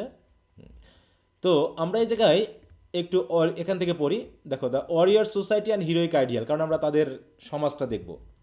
দেখো, at the heart of Anglo Saxon social life was the warrior culture. হ্যাঁ, তারা হচ্ছে ওয়ারিয়র কালচারের অংশ। War was not merely an occasional activity, এটা শুধুমাত্র মাঝে মাঝে যুদ্ধ করতো তা না। It was a central occupation and defining feature of social identity. In Beowulf warriors are celebrated as the highest member of the society. আমাদের সমাজে, তাই তো, হাইয়েস্ট সোসাইটির মানুষ কারা, কাদেরকে ধরা হয়? একটু মোবাইল দাও। কাদেরকে ধরা হয় বলো? যাদের বেশি টাকা আছে। যাদের অনেক বেশি বেশি টাকা আছে, নাকি? হ্যাঁ, জি স্যার। অনেক জি স্যার, সম্পদ আছে, বর্তমানে এটাই। হ্যাঁ, তাদেরকে ধরা হতো। আমরা বললাম না যে ওখানে সম্পদকে কি তারা গুরুত্ব দিচ্ছিল, বলো? না স্যার। গল্পটা পড়লাম, কত সম্মান। সম্পদ, কত ট্রেজার ছিল, সেগুলোকে তারা গুরুত্বই দেয়নি। পারলে পারে কি যে বিয়ল্প মরে মরুক, আমি আগে এখান থেকে ট্রেজার খানিক গুছিয়ে নিই, এরকম হতে পারতো না? বলো। জি স্যার। স্যার হ্যাঁ, হতে পারতো, কিন্তু আসলে সে তেমনটা কিন্তু তারা করেছে, বলো। না স্যার। হ্যাঁ, তারা কিন্তু তেমনটা করেনি। সরি, আমাকে একটু সময় দাও।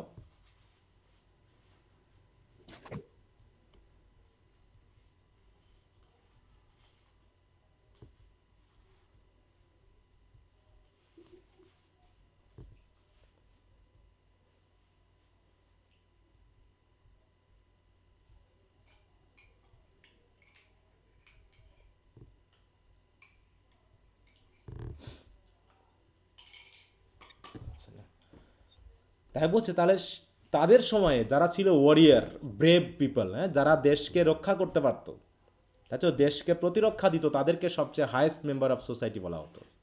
And heroic deeds are regarded as the ultimate means of gaining honour and fame. এখানে কি টাকা পয়সা ছিল? টাকা পয়সাকে কি অনার অ্যান্ড ফেমের উৎস হিসেবে দেখানো হতো? বলো। না হ্যাঁ, হিরোইক না ডিডস, স্যার। তাই তো, এইগুলোকে দেখানো হতো। এখন অবশ্য আমাদের এগুলোর প্রয়োজন হয় না। The ideal Anglo section hero was brave. দেখো, যাকে আমরা অ্যাংলো সেকশন হিরো বলছি সে ছিল কি? ব্রেভ, ফিজিক্যালি স্ট্রং, ফেয়ারলেস এবং লয়াল টু হিজ লর্ডের প্রতি লয়াল ছিল। Beowulf himself embodies this ideal perfectly. দেখো, সে কি করছিল? হ্যাঁ, রোজগারের ইয়াকে বাঁচানোর জন্য সে তো নাও আসতে পারতো। সে কি এত জীবনে ঝুঁকি নিলে তার দরকার ছিল জীবনে ঝুঁকি নেওয়া? বলো। হুম। না হ্যাঁ, না কি দরকার না হচ্ছে অন্যের জন্য নিজের জীবনকে ঝুঁকিতে ফেলা? কিন্তু না, সে মনে করেছে কি এটাই আমার জীবনের অংশ, অন্যের জন্য মরতে পারাটা। যেমন আমরা এরকম হিরো কাকে বলতে পারি বর্তমানে, যদি বলাই যায় আমরা এখন তো বর্তমানে যেটা হচ্ছে আদি নাকি, হ্যাঁ, যে তার যে আদর্শ বা তার ইয়ার চিন্তা ভাবনা করে আমরা বলতে পারি নাকি যে সে একজন হিরো, কারণ সে মোটামুটি বেশ ইয়া করেছে। এখন জানি না রাজনৈতিক মতাদর্শ ভিত্তিক বিষয়গুলো কেমন কেমন হয়, কারণ এই বিষয়ে আমি কথা বলতে ভয় পাই, কারণ রাজনৈতিক গ্রোমর একটু বেশি, বুঝতে পেরেছো?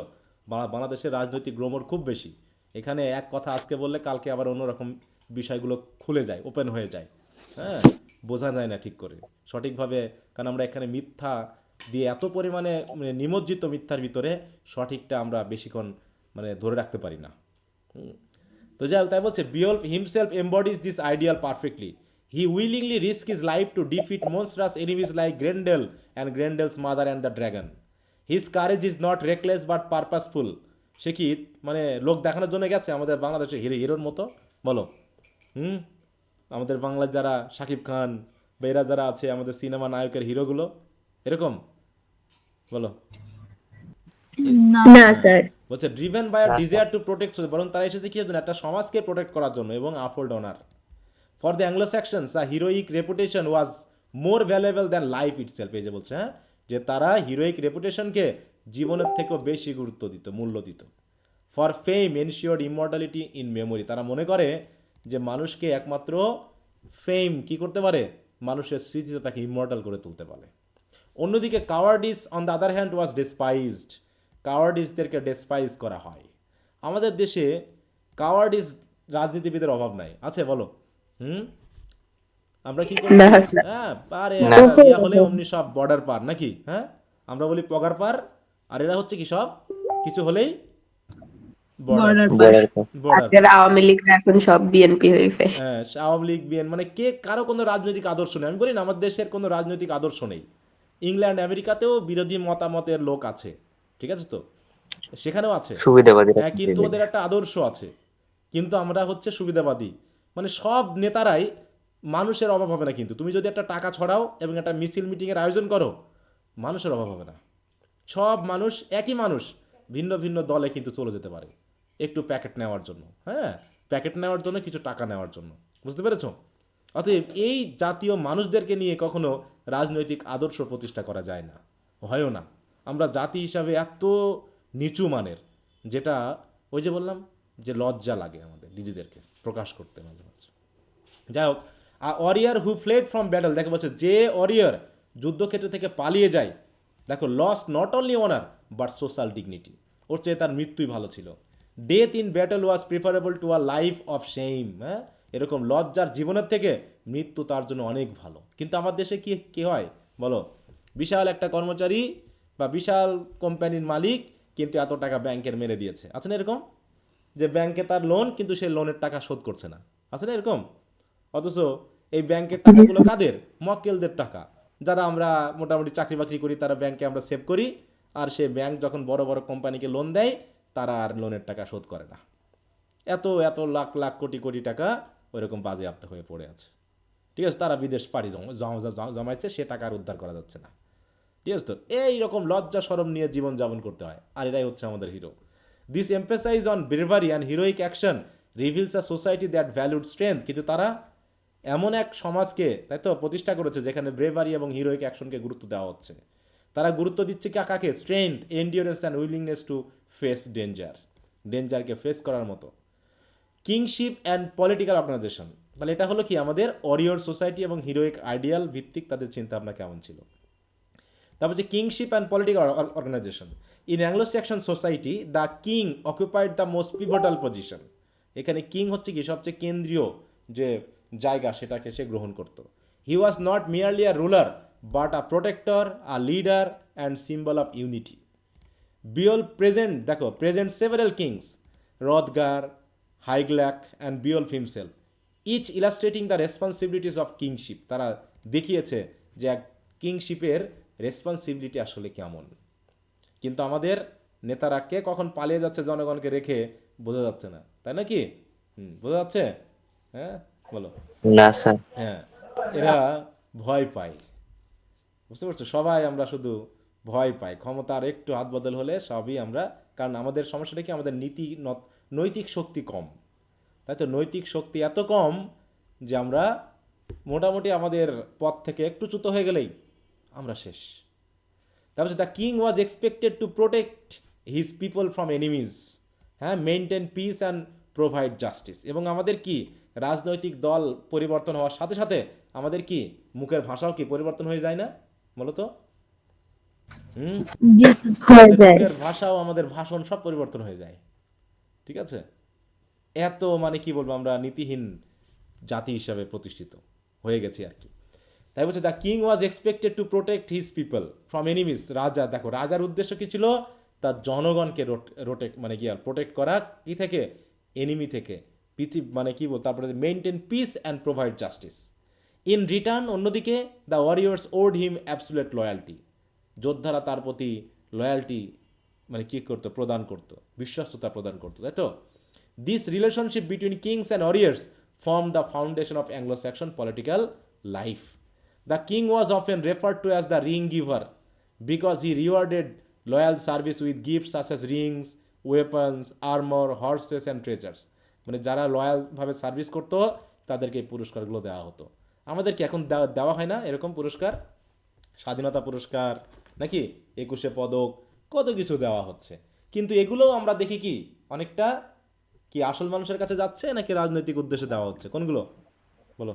রাজনৈতিক এখানেও আমরা উদ্দেশ্যে। রাজনৈতিক দিয়া দেখতেছি যে এখন তো মোটামুটি এমনও হয়েছে যে শ্রেষ্ঠ শিক্ষকের জন্য আমাদের আবার আবেদন করতে হয়, বুঝতে পেরেছো? এটা একটা হাস্যকর সিস্টেম না, বলো? যে আমি শ্রেষ্ঠ শিক্ষক হব কি না সেটার জন্য আমাকে আবেদন করতে হবে, বলো? এটা কি কি ধরনের সিস্টেম? এটা কি হাস্যকর একটা সিস্টেম না? যে আমি শ্রেষ্ঠ, জি স্যার। শ্রেষ্ঠ সে তো আপনি আড়ালে ব্যবস্থা করবেন, এটা আপনি আড়ালে খুঁজে বার করবেন, স্টুডেন্টদের কাছ থেকে গিয়ে খোঁজ নেবেন কোন টিচার ভালো নাই, ক্লাস নেয়, কার কেমন আচরণ, কতটুকু নিয়মিত। আপনি প্রিন্সিপাল স্যারের কাছে গিয়ে খোঁজ নেবেন সে কেমন নিয়মানুবর্তিক, সে কেমন কাজ করে, সে কেমন স্টুডেন্টদের প্রতি লয়াল বা দেশের প্রতি লয়াল, সেগুলো আপনি গোপনে খোঁজ নেবেন, দিয়ে হঠাৎ করে ঘোষণা করবেন কি যে এই হচ্ছে আমাদের বেস্ট টিচার। সে নিজেও জানবে না যে আমি বেস্ট টিচার কখন কেমনভাবে হয়ে গেলাম। আর আমাদের করতে হয় আবেদন, ঠিক আছে তো? যে ভালো টিচার আবেদন করেনি সে ভালো টিচারের মধ্যে পড়বে না। না। যারা নোবেল পুরস্কার পায় তারা কি জানে যে আমি নোবেল পুরস্কার পাবো ঘোষণার আগ পর্যন্ত? বলো, না স্যার। তারা জানেই না। হ্যাঁ, তারা জানেই না যে তারা নোবেল পুরস্কার পেতে যাচ্ছে, তারা আবেদনও করেনি নোবেল পুরস্কারের জন্য। ব্যাপারটা এরকম, ঠিক আছে? আর আমাদের কি করতে হচ্ছে? আমাদেরকে এরকম হতে হবে, তারপর আবার বাছাই টাছাই হবে, তারপর আবার রাজনৈতিক মতাদর্শটা চেক করা হবে, ঠিক আছে তো? সব কিছু চেক করে যদি মনে হলো যেকে দেওয়া যায় তাহলে দিল। এখানে আপনি ভালো শিক্ষক কিভাবে হলেন না হলেন সেটা এখানে দেখার কোনো বিষয় নেই, বুঝতে পারছো? তা এই রকম হাস্যকর জিনিস আমাদের দেশে প্রচলিত আছে, বুঝতে পেরেছো? তো তাই বলছে Beowulf as a king exemplifies the ideal leader, he is generous, just, mild and deeply concern for his people. হ্যাঁ দেখো, জাস্ট, মাইল্ড অ্যান্ড ডিপলি, খেয়াল করো, জাস্ট বাট মাইল্ড। জাস্ট মানে বুঝো তো ন্যায়পরায়ণ। ন্যায়পরায়ণ ব্যক্তিরা কি দুর্বল হয় না শক্তিশালী হয় বলো? যারা ন্যায়পরায়ণ হয় শক্তিশালী, কিন্তু আবার মাইল্ড মানে কি ভদ্র নম্র হয়। শক্তিশালী মানেই শুধু গায়ের বল দিয়ে হুঙ্কার ঝাড়ানো নয়, তাই তো? যে মানে সঠিককে সঠিক বলা, বেঠিককে বেঠিক বলা, এইটা হচ্ছে জাস্টনেস। আর মাইল্ড মানে কি সঠিক জায়গায় তারা ভদ্র আচরণ করবে, কিন্তু খারাপ জায়গাতে তারা হুঙ্কার ঝাড়বে, যে সেটাকে সে হতে দিবে না। Even in an old age, he risked his life to protect his kingdom from the dragon, showing that a king's duty extends beyond personal safety. The poem that thus portrays kingship as a moral responsibility rather than mere authority. ঠিক আছে, তাহলে এটা শুধু অথরিটিকে না বরং রেসপন্সিবিলিটিকে, তা আবার moral responsibility হিসাবে মনে করা হতো তখন কিংশিপকে। তারপর হচ্ছে এটা গেল একটা কিংশিপ এবং তার পলিটিক্যাল অর্গানাইজেশনগুলো কেমন ছিল অ্যাংলো স্যাকশন পিরিয়ডে। লর্ড অ্যান্ড দেন রিলেশনশিপ, তাই তো? কিং, লর্ড এবং তার অধীনে যে সকল কর্মীরা থাকে তাদের রিলেশনশিপ কেমন ছিল? One of the most distinctive feature of Anglo-Saxon social life was the bond between lord and thane. Thanes were warriors who pledged their loyalty to a lord in exchange for protection and rewards. This mutual obligation was sacred and formed the backbone of social stability. In Beowulf, loyalty is repeatedly emphasized. দেখো বারবারই লয়্যালটিটাকে বারবার গুরুত্ব দেওয়া হয়েছে। Beowulf remains faithful to kings Hygelac, Beowulf নিজেও রাজার কাছে কিন্তু ফেইথফুল ছিলেন থ্রু আউট হিজ লাইফ। সে চাইলেই এই রাজার রাজ্যকে তিনি দখল করে নিতে পারতেন। And his warriors are expected to stand by him even in the face of death. When Beowulf fights the dragon, most of his men flee, but দেখো Wiglaf remain loyal. Wiglaf's loyalty contrast sharply with the cowardice of others, reinforces the moral code of society. তার মানে কি সবাই তো সাহসী হবে না, সবাই তো নীতিমান হবে না, সবাই লয়াল হবে না, কিন্তু এর ভিতরে লয়াল থাকে। The breakdown of this relationship was consider tragic and dishonourable. যারা এরকম লয়াল রিলেশনশিপগুলোকে ভাঙে তাদের আসলে দুর্ভাগ্য মনে করা হয়। Disloyalty lead to social chaos, loss of protection and moral decay. ঠিক আছে, এবং through this depictions Beowulf highlights the central importance of loyalty and duty in Anglo Saxon life. Loyalty গেলে এবার হচ্ছে কোর্ট লাইফ, রাজ দরবার কেমন ছিল। দেখো, the Anglo Saxon court was the centre of social and political life. The mead hall, নাম কি ছিল জানো এটার নাম? মিড হলের নাম কি?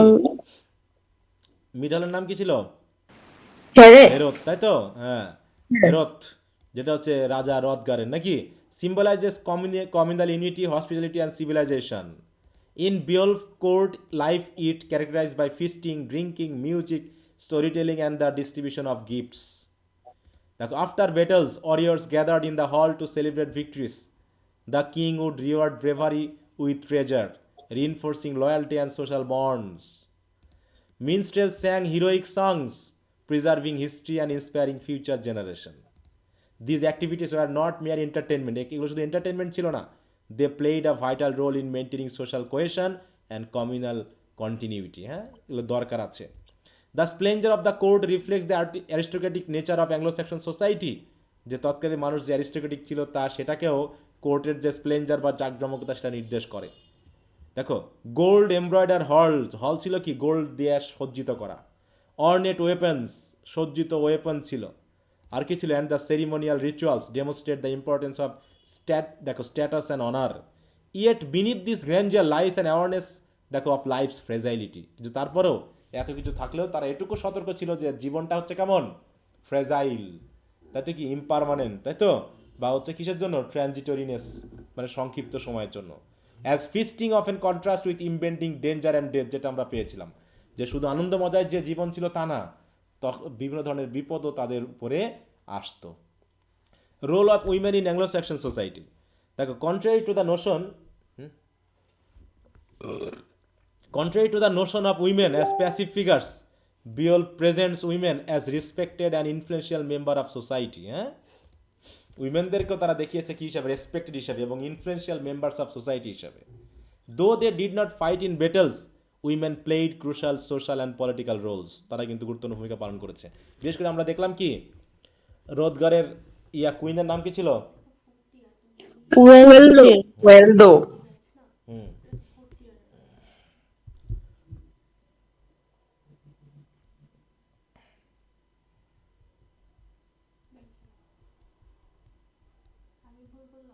না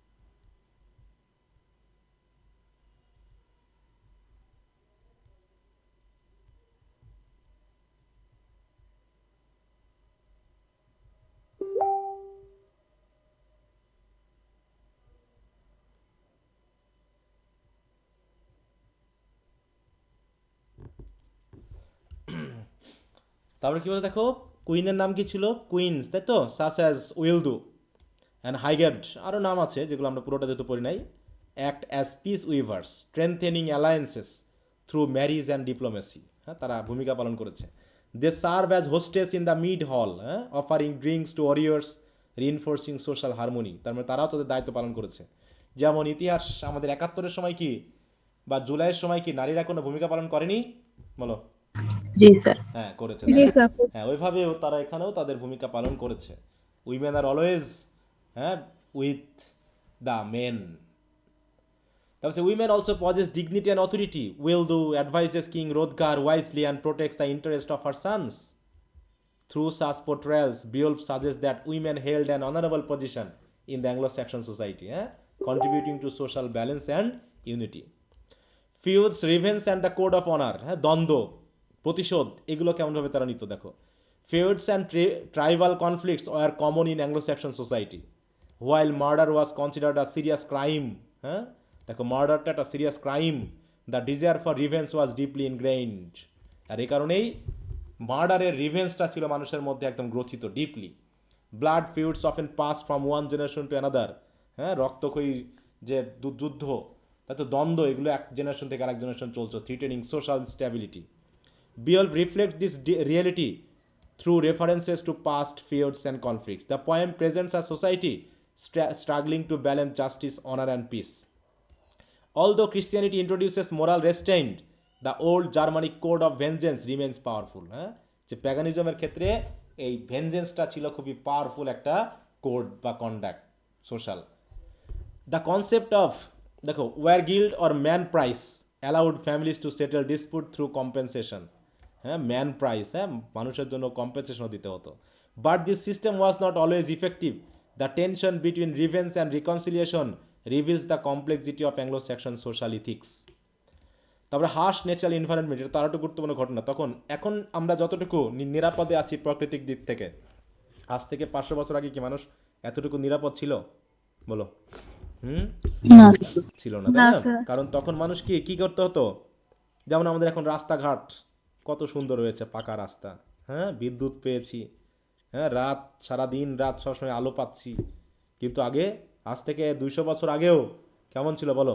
কাঁচা রাস্তা, তারপর হচ্ছে কি কোনো পূর্বাভাস ছিল না, ঝড় ঝঞ্ঝার হতো বলো।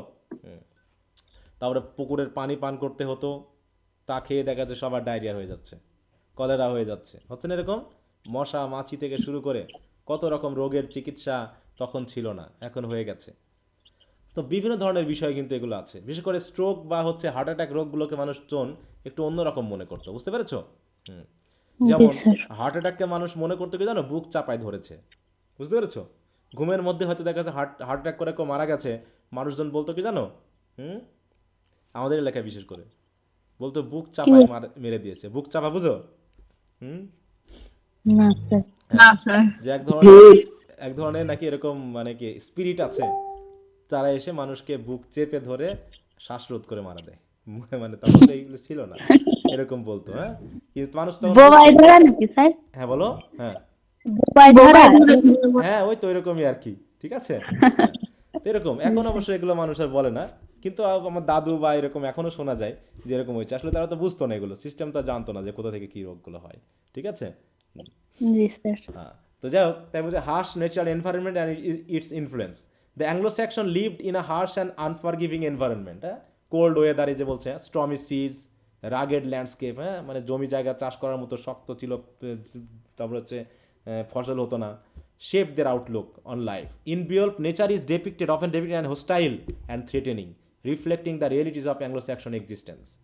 The sea plays a significant role symbolising danger, exile and adventure. হ্যাঁ, সি মানেই কি বিশাল একটা দুর্ভোগ, মাঝে মাঝে জলোচ্ছ্বাস হয়ে যখন সমুদ্র এসে আঘাত হানতো, হ্যাঁ দেখাচ্ছে সমুদ্র পাশে যে সকল ইয়াগুলো থাকতো, শহরগুলো থাকতো, সব ভেসে চলে যেত। The Anglo Saxons were skilled seafarers and fear sea rovers, যেটা আমরা বিওল্ফের ক্ষেত্রে পেয়েছি না, যে তিনি একজন সুইমার দক্ষ। Constantly battling natural forces, this struggle against nature reinforced দেখো values such as endurance, resilience and courage. তো যাই হোক, এখানে সেটা দেখানো হয়েছে, বলছে beliefs about fate, death and the meaning of life. ভাগ্য সম্পর্কে তাদের বিশ্বাস কেমন ছিল, মৃত্যু সম্পর্কে কেমন বিশ্বাস ছিল। আমরা এখন কি ভাগ্যকে বিশ্বাস করি বলো তো? আমরা কি ভাগ্যে বিশ্বাসী? মোটামুটি আমরা ভাগ্যকে বিশ্বাস করি, এবং মোটামুটি ভাগ্য এক ধরনের ডাস্টবিনই বলা যায়। আমরা যা কিছু পারি ভাগ্যের উপর ছেড়ে দিয়ে দিই নাকি। হ্যাঁ, তখনও তাদের ফেট বলতে কেমন ছিল, ডেথ কেন হতো, এগুলার বলা হতো। যেমন Anglo Saxon social life was deeply influenced by a strong sense of fate known as wyrd. হ্যাঁ, life was viewed as uncertain, death was inevitable. হ্যাঁ, জীবনটা অনিশ্চিত, কিন্তু মৃত্যু কি, মৃত্যু কি অনিশ্চিত? হ্যাঁ, মৃত্যু ঘটবে। This belief fostered both resignation and courage.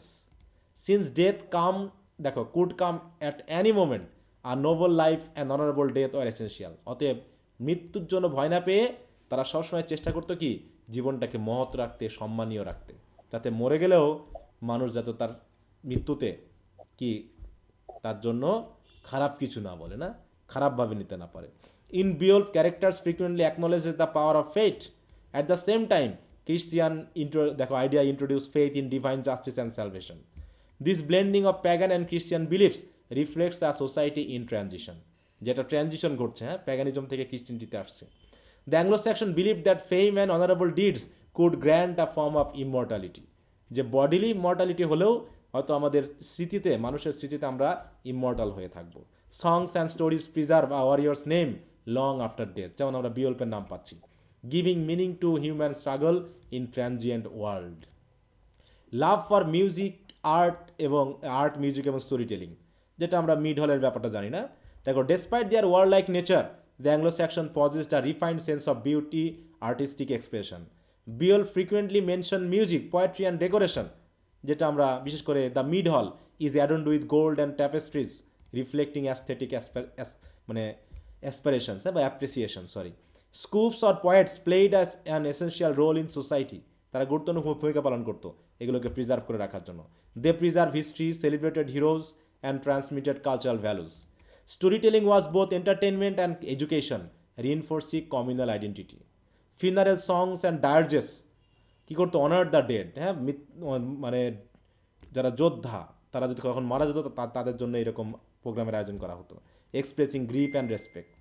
This artistic practices demonstrate that Anglo-Saxon life though harsh was not devoid of emotional depth and cultural sophistication. হ্যাঁ, moral code and social philosophy, তাহলে মোরালিটিকে তারা কীভাবে দেখতো। The Anglo-Saxon moral code emphasise honour, loyalty, courage and generosity, এটা বারবারই বলা হচ্ছে। At the same time it recognise the futility of worldly achievements and the certainty of death. This dual awareness created a philosophy of life marked by both heroism and melancholy. Law and order were valued, kings were expected to uphold society, and all the violence was common, society was not lawless. খেয়াল করো, society was not lawless, অন্তত আইনহীন ছিল না। The emphasis on duty and moral conduct reflects a disciplined and organized culture. তো এইভাবে আমরা কি করছি, বিওল্ফের মাধ্যমে আমরা অ্যাংলো-স্যাক্সন লাইফটাকে আমরা কিন্তু পাচ্ছি যে এরকমটা তাদের অবস্থা ছিল। কারণ সেই সময় যেহেতু কোনো ইতিহাস লেখা হয়নি বা কোনো ইতিহাসবিদ ছিল না, এই জন্য তো ওগুলোকে আমরা এখন নির্দেশ করতে পারছি না, তাই না? হ্যাঁ, তো তো এই জন্য আমরা এখানে কি করছি, শুধুমাত্র সাহিত্যকর্মের মাধ্যম দিয়ে কিন্তু আমরা এগুলোকে বোঝার চেষ্টা করছি। কি কথা বুঝতে পারছো? জি স্যার। আচ্ছা, তাহলে এখানে এটা একটু ভালো করে পড়বা। এখানে ওই বিষয়গুলোকে দেখানো হয়েছে কবিতা, গল্প, ছন্দের মাধ্যম দিয়ে। ইনার লাইফগুলো যদি একটু দেখো সেগুলো বুঝতে পারবা। একটু বেশি বেশি পড়তে হবে, হ্যাঁ, যতটুকু পারা যায় পড়তে হবে। এখানে অবশ্য আমি যেভাবে পয়েন্ট আকারে দিয়েছি, বইয়ে এরকমভাবে পাওয়া যাবে না, বইয়ে ঢালাওভাবে দেওয়া আছে, ওগুলোকে আমাকে এভাবে পড়ে নিতে হবে। হ্যাঁ, দেখো এইখানে একটা জিনিস আমরা যদি এখানে একটু খেয়াল করি, দেখো, in reading Anglo Saxon poetry it is well to remember this 5 principles. ঠিক আছে, তো 5টা প্রিন্সিপালের কথা এখানে কিন্তু বলা হয়েছে। ঠিক আছে, তো দেখো এখানে কি বলছে, এখানে 5 প্রিন্সিপালসগুলো কী কী ছিল? 5 great principles: their love for personal freedom, their responsiveness to nature, their religion, their reverence for womanhood and their struggle for glory as a ruling motive in noble. দেখো ওই কথাগুলো এসেছে, এইগুলো তারা কিন্তু তাদের কবিতা, গল্পের ভিতরে আমরা এগুলো পাচ্ছি। এছাড়াও দেখো ন্যাচারাল ব্যাপার ছিল, হ্যাঁ, rolling of thunder, rush of hurricane, natural ব্যাপারগুলো ছিল। তারপর হচ্ছে যেগুলো এখন মোটামুটি ইয়া করে ফেলেছে, ওভারকাম করে ফেলেছে। দেখো বলছে no pleasure does he lack nor steed nor jewels, মানে মানুষের ভিতর সবই ছিল। O royal woman if he have thee, মানে উইমেনদেরকে কীভাবে দেখানো হচ্ছে যে উইমেনরা কতখানি ভ্যালুড হতো সেই সমাজে। হ্যাঁ, আচ্ছা, তো এগুলো এখানে মোটামুটি ঘুরে ফিরে দেওয়া হয়েছে। এগুলো তো আমরা পড়বো না, এগুলো এতটা গভীরে যাওয়ার দরকার নেই। গল্প কাহিনীগুলোতে মোটামুটি যতটুকু বলেছে এগুলো একটু ভালো করেই মনে রাখলেই হবে। ঠিক আছে, হ্যাঁ। আচ্ছা, এই জায়গা থেকে ক্রিশ্চিয়ান রাইটার এবং প্যাগান রাইটারের ব্যাপারটা আছে। ক্রিশ্চিয়ান রাইটারদের থেকেই মোটামুটি আমরা রাইটিংয়ের ব্যাপারটা দেখলাম, তাই না? হ্যাঁ, দেখা যাচ্ছে এই যে নর্দাম্ব্রিয়ান লিটারেচারের কথা যেটা আমরা দেখলাম, যে এখান থেকেই এইখানেই মোটামুটি কী হয়েছে, একটা পরিবর্তন ঘটেছে। এখানে ওই যে সেন্ট কি আসছিল যেন প্রচার করতে, রোম থেকে, সেন্ট অগাস্টিন। হ্যাঁ, সেন্ট অগাস্টিন আসছে, আয়ারল্যান্ড থেকে আসছে, এসে সবাই এখানে, এবং তারা একটা সাহিত্য, দেখো এখানে মঙ্ক রাখলো, the monks of the school লেভার chiefly in Northumbria and to their influence we owe all that is best in Anglo Saxon literature. অথবা অ্যাংলো স্যাক্সন লিটারেচারের যা কিছু বেস্ট তা আমরা এদের মাধ্যমে পাচ্ছি। ইট ইজ কল্ড, দেখো, নর্দাম্ব্রিয়ান স্কুল, এগুলোকে নর্দাম্ব্রিয়া স্কুল বলা হয়। যে স্কুলটা মোটামুটি অ্যাংলো নরমানরা এসে, মানে নরমানরা এসে যখন ধ্বংস করে দিল, সেখানে আমাদের শেষ হয়ে গেল। এখানে গ্রেটেস্ট যেগুলো নাম সেগুলো আমরা পেয়ে গেছি, যেমন হচ্ছে কি the 3 greatest names are Bede, Caedmon এবং হচ্ছে কিনেউলফ। এদের কথা বলা আছে, এত গভীরভাবে পড়ার দরকার নেই, তাদের নাম টামগুলো মনে রাখলে চলবে। যেমন এইগুলোর নাম তো আমরা পেয়েছি, আর বলে সময় নষ্ট করতে যাচ্ছি না। দেখো ক্যাডমন পেয়েছি, তিনি কি করেছিলেন, এই যে, তো তাদের লাইফ টাইপ আমাদের দরকার নেই, হ্যাঁ, তাদের জীবনধারা কেমন ছিল এগুলো আমাদের এত জানার দরকার নেই। সেখানে আমরা তাদের নামগুলো একটু দেখব। এই যে দেখো, the greatest work attributed to Caedmon is the so called paraphrase, যেটা হচ্ছে কি বাইবেল থেকে নেওয়া, হ্যাঁ, বিশেষ করে ওল্ড টেস্টামেন্ট থেকে। বাইবেল। হ্যাঁ, তাহলে বাইবেল ট্রান্সলেট করেছে। দেখো তাকে বলা হয় কি, দেখো, transform the whole course of Bible history into most delightful poetry. তিনি বাইবেলের অনেকগুলো বিষয়কে নিয়ে তিনি কি করেছেন, একটা ডিলাইটফুল পোয়েট্রি যেন তিনি লিখেছেন আর কি। হ্যাঁ, মানে ওই যে ধর্ম প্রচারের জন্য। ঠিক আছে, এবং তিনি যেটা করেছেন সেটা হচ্ছে প্যারাফ্রেজ বলা হয়। হ্যাঁ, প্যারাফ্রেজ মানে বাইবেলের প্যারাফ্রেজ, যেটা আমরা পেয়েছিলাম এর আগেও।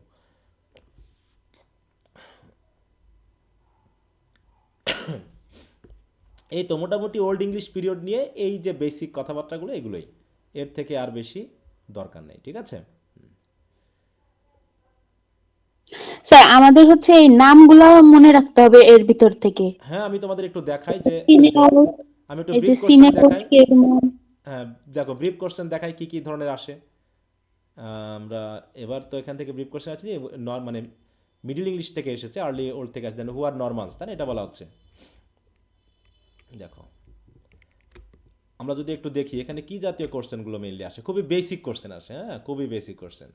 দেখো এখানে প্রথম কোশ্চেন ছিল, which period is called the dawn of English literature. English লিটারেচারের ভোর বলা হয় কোন কোন এজকে, মানে শুরু, ভোর মানে এখানে শুরু, কোন এজকে বলা হচ্ছে, অ্যাংলো-স্যাক্সন পিরিয়ডকে, তাই না? দেখো এই যে, দেখো name two great Anglo Saxon poet, দুইজন গ্রেট অ্যাংলো-স্যাক্সন পোয়েটের নাম বলো। এখানে দেখো আমরা পাচ্ছি, তাই না? দেখো 2021 সালে এসেছে। When did the old English period begin, old English period কখন শুরু হয়েছে বলো। এই যে এটা বলবো। 50 তার বলছে এখানে হ্যাঁ দেখো which poem is considered as the first English epic. First English epic কোনটা? জল বিয়ল। তার বলছে দেখো what type of writing is Beowulf. বিয়লটা কোন ধরনের লেখা? epic prose, এপিক প্রোজ না, poetry. Epic poetry, epic poetry. দেখো এই জায়গায় হু ওয়াজ ক্যাডমন, হু ওয়াজ কিনেউলফ, তার who is called the Milton of the Anglo Saxon period. হ্যাঁ, তারপর দেখো name two Milton of the important prose Anglo Saxon writer of Anglo Saxon period. Anglo Saxon পিরিয়ডে দুইজন important year নাম লেখো, হ্যাঁ, প্রোজ রাইটারের। অ্যাংলো স্যাক্সন ক্রনিকল কে লিখেছেন? এইগুলো থেকেই দেখো ঘুরে ফিরে দেখো হু আর দ্য নরমান্স। এবার আসছে না পরীক্ষায়, দেখো জি এই স্যার যে ব্রিফ কোশ্চেন আসছে হু আর দ্য নরমান্স, এটা কিন্তু পরীক্ষায় এসেছে। এবার দেখো হু ওয়াজ কিং আর্থার, এটা আমরা এখনো পড়ি নাই। হ্যাঁ, তাহলে এখানে দেখো এই যে who was king Alfred the great, who is called the father of English prose. হ্যাঁ, তারপর হচ্ছে এইখানে বিষয়গুলো দেখানো হয়েছে। দেখো হু ইজ ভেনারেবল বেড, তার সবচেয়ে লেখা দেখো what was the most important work of Adam. এছাড়া এখানে ভুল হয়েছে, এখানে ভেনারেবল বেড হয়েছে। হ্যাঁ, তার কোন রাইটিং এর নামটা কি বলো? এটা চেঞ্জ করতে হবে। হ্যাঁ হ্যাঁ, ইংলিশ লিট এই যে দেখো বলছে name two great Anglo Saxon poet, হ্যাঁ, কেডমন অ্যান্ড কিনেউলফ, তাই না? এটা পাচ্ছি। কিনেউলফ তারপর এইগুলোই ঘুরে ফিরে আসে। তারপর দেখো who was the writer of Beowulf. বিয়ল্পের রাইটারের নাম কে? নাই, অ্যানোনিমাস, তাই না? হ্যাঁ, what type of writing is Beowulf is an epic. হ্যাঁ, তারপর হচ্ছে হু ইজ ভেনারেবল বেড, তাকে scholar and father of English learning বলা হচ্ছে। Who is the first historian, ওই যে এখানে এইটা অ্যাডাম বিডি হয়ে যাচ্ছে বারবার, এটা হবে ভেনারেবল বেড। হ্যাঁ, আমি লিখতে লিখতে ওটাই লিখে ফেলেছি ঘুরে ফিরে। ওটা এবার আমি চেঞ্জ করে দিব, যেহেতু এগুলো তোমাদের এখন দেওয়া হয়নি। দেখো কিনুয়েলফ কে ছিলেন? Who is called the Milton of Anglo Saxon period. এইগুলো মোটামুটি দেওয়া আছে, ওগুলো পড়লে তোমরা ওর ভিতরে পেয়ে যাবা। হ্যাঁ, দেখো হু মিল্টন অফ অ্যাংলো-স্যাক্সন পিরিয়ড কে? এই যে এখানে দেওয়া আছে, এখানে তোমরা পেয়ে যাবা। মিল্টন বলতে জন মিল্টনকে আমরা বুঝি না, বলো? হ্যাঁ, তো জি এখানে স্যার আমরা ক্যাডমনকে বলতেছি, ঠিক আছে? তো ক্যাডমন স্যার আমরা কি নরমান তো পড়ি নাই তাই না? না, এখনো ওটা তো নরমান মিডিল, ওটা তো আমরা অ্যাংলো নরমান পিরিয়ড পড়বো এরপরে। ওটা মিডিল হ্যাঁ ইংলিশ, এই যেখান থেকে পড়বো, পড়লে পারে তখন আবার ওটা জি পাবা। ঠিক আছে? এই জি তো স্যার খুবই বেসিক কোশ্চেন আসে, মানে আমরা যেগুলো পড়তেছি না উপর উপর, দেখবা যে এর ভিতর থেকে কোশ্চেন আসতেছে। আমরা যদিও একটু ডিপলি পড়েছি ব্রড কোশ্চেনের জন্য, কিন্তু ব্রিফ কোশ্চেনগুলো খুবই সারফেস লেভেল থেকে আসে, টেনশন করার কিছু নাই এবং কমন আসে। এবার প্রায় মানে বলবো কি প্রায় 100%ই তোমার ব্রিফ কোশ্চেন ছেলে মেয়ে পেরেছে, তো টেনশন নেওয়ার কিছু নেই। কিন্তু যেভাবে বলতেছি এগুলো মনে রাখার জন্য এগুলো একটু পড়তে হয় ভালো করে, ঠিক আছে? আর যেহেতু উইলিয়াম জে লং থেকে এবং শিট থেকে মিলিয়ে পড়াই, অতএব যেগুলো আমি পড়াচ্ছি না ওগুলো নিয়ে টেনশন করার কিছু নেই। যেগুলোতে ফোকাস দিচ্ছি, যেগুলোকে বলতেছি, সেগুলো একটু মাথায় নিবা, ঠিক আছে? কারণ বইটা তো ওকে অনেক বড়। দেখো এই যে ডিক্লাইন অফ দ্য নর্দাম্ব্রিয়ান লিটারেচার, কীভাবে ডিক্লাইন হয়েছে, তাই না? সেটা তো আমরা জানি।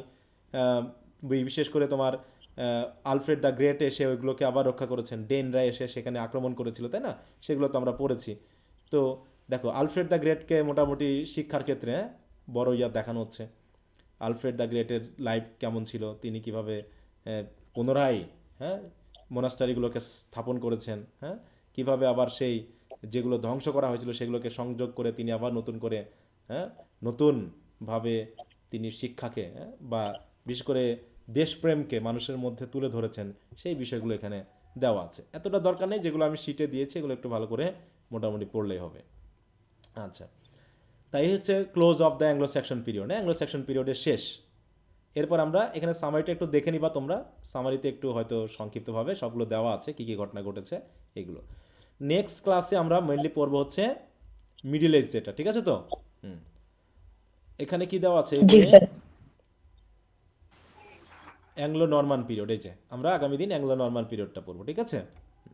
1066 থেকে জি 1350 স্যার 48। Okay sir. এখানে দেখো কারা নরমান ছিল, কি ছিল, এটা আমরা বিস্তারিতভাবে পড়বো। তাহলে তোমাদের বিশেষ করে অনুরোধ থাকবে এই শিটটাকে একদম ফার্স্ট টু লাস্ট পড়ে ফেলা, আর এই অ্যাংলো স্যাক্সন পিরিয়ডের এই বইগুলোতে একটু চোখ বুলিয়ে নেওয়া এবং বিশেষ কোনো ইম্পর্টেন্ট কোশ্চেন মানে কিছু তথ্য থাকলে একটু দাগায় টাগায় রাখবা, তাহলেই হবে। হ্যাঁ, আর আমি তো কোশ্চেন আনসার দিয়ে দিব, কোশ্চেন সহ ফোকাস দিয়ে দিব, সেগুলো পড়লেই হবে। এই আচ্ছা, তেমনি কারো কোনো স্পেশাল কথা আছে? না স্যার আচ্ছা, এমনি পড়াশোনা হচ্ছে তো সবার? জি স্যার করতেছি তো ঠিক আছে, ভালো মতো পড়াশোনা করো, একদম সময় নষ্ট না করে। তো সবাই ভালো থাকো। ওকে, গুড নাইট, বাই। আদাব স্যার। ওকে, আদাব। স্যার, আল্লাহ হাফেজ।